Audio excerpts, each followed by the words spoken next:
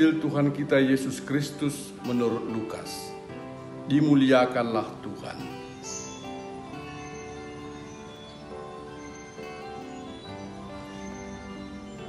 Maka timbullah pertengkaran di antara murid-murid Yesus tentang siapakah yang terbesar di antara mereka. Tetapi Yesus mengetahui pikiran mereka. Karena itu ia mengambil seorang anak kecil dan menempatkannya di sampingnya dan berkata kepada mereka, "Barang siapa menyambut anak ini dalam namaku, ia menyambut aku. Dan barang siapa menyambut aku, ia menyambut dia yang mengutus aku. Karena yang terkecil di antara kamu sekalian, dialah yang terbesar." Yohanes berkata, "Guru, kami lihat seorang mengusir setan demi namamu. Lalu kami cegah orang itu, karena ia bukan pengikut kita."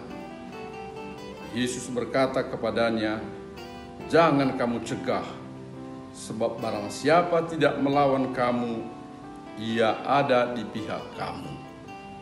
Demikianlah sabda Tuhan. Terpujilah Kristus. Saudara-saudara yang terkasih dalam Tuhan kita Yesus Kristus, selamat bertemu kembali pada acara inspirasi sabda bagi keluarga.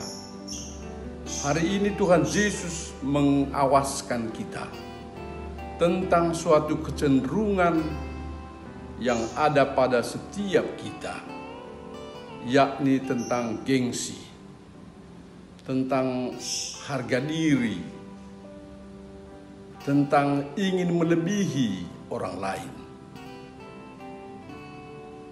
Kita tidak ingin direndahkan, tidak ingin disepelekan. Kita ingin dihargai, diakui, suatu ketika akan menjadi besar. Itu tertanam dalam hati setiap orang yang normal. Apakah itu salah? Apakah itu nggak boleh? Haruskah kita semua jadi pelayan, jadi hamba, jadi buruh, supaya sesuai dengan kehendak Tuhan?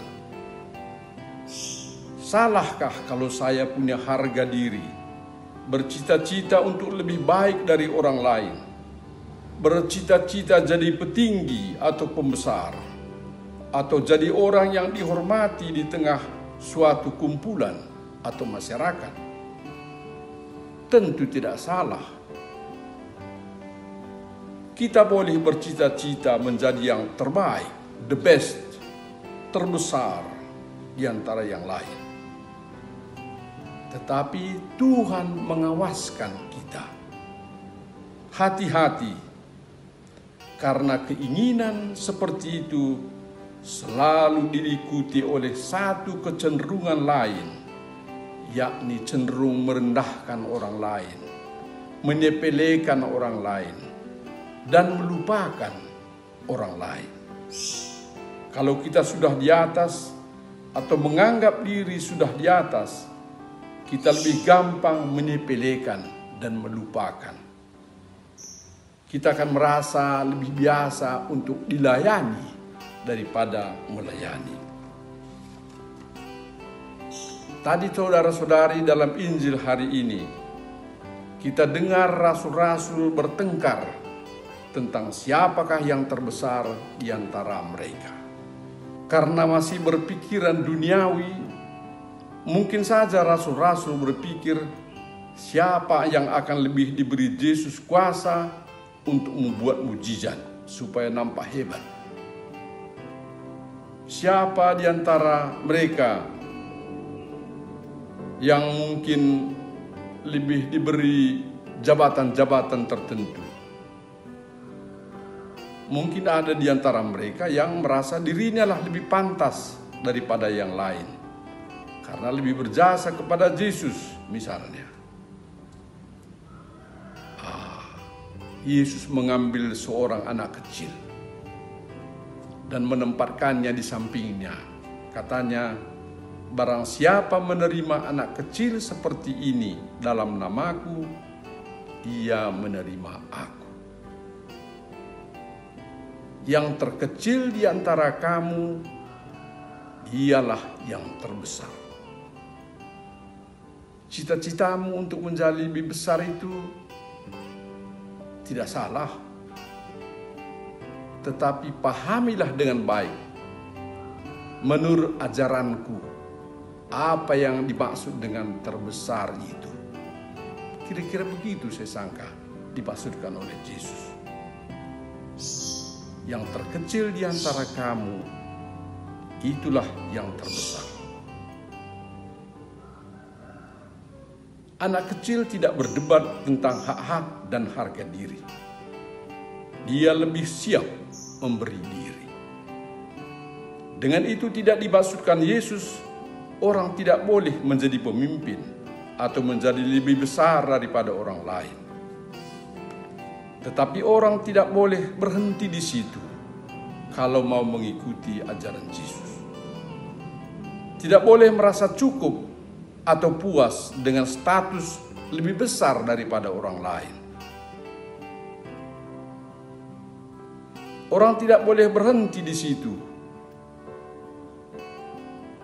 Dan itu yang dilarang dan berbahaya, kata Yesus.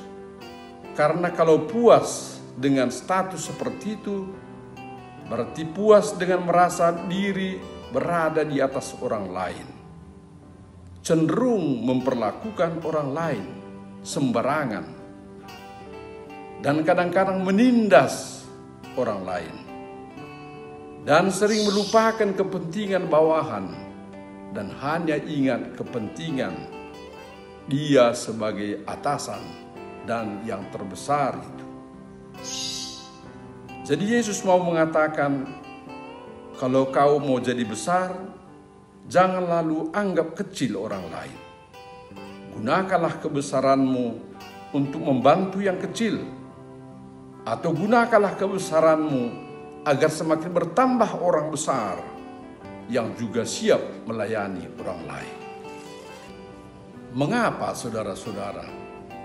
Apa alasannya sikap-sikap yang seperti di atas itulah yang diminta Yesus? Mengapa harus demikian? Kita baca dalam bacaan pertama. Dalam bacaan pertama dari kitab Sakaria, bab 8, dikatakan Tuhan sendiri akan hadir dan diam di tengah umatnya. Mereka akan menjadi umatku dan aku menjadi Allah mereka. Umat Allah yang sudah begitu dekat dengan Tuhannya tidak lagi merasa perlu menjaga gengsi dan harga diri. Ia sudah punya keadaban baru melayani Allah dan sesama manusia. Melayani Allah dan sesama itu menjadi suatu kebahagiaan dan sukacita baginya. Dan dia akan memperoleh damai, sejahtera, makmur, katanya. Didukiskan dalam kitab Sakaria itu dengan kata-kata, akan ada kakek-kakek dan nenek-nenek duduk-duduk di jalan dengan membawa tongkat, katanya. Ini kan menggambarkan usia panjang dari manusia karena diberkati.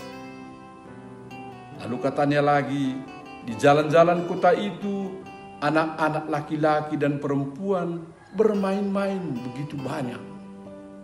Ini juga melambangkan suatu situasi yang begitu membahagiakan, saudara-saudari. Karena orang dekat dengan Allah dan karena orang tidak lagi mempersoalkan hak-hak dan siapa yang di atas, siapa yang di bawah. Menjadi suasana surgawi, kebahagiaan, sukacita karena saling melayani. Saudara-saudara dalam Tuhan kita Yesus Kristus, kalau Allah berdiam dalam diri kita menjadi lebih siap untuk melayani. Kalau Allah berdiam dalam rumah tangga kita, Kita tidak lagi berdebat tentang siapa yang lebih tinggi dari siapa, siapa yang lebih berhak, dan siapa yang seharusnya melayani. Karena kita semua dipanggil untuk saling melayani. Jadi rumah tangga kita menjadi lebih damai, lebih bahagia, karena Tuhan ada di tengah-tengah kita. Dan itulah janji Allah kepada umat-Nya.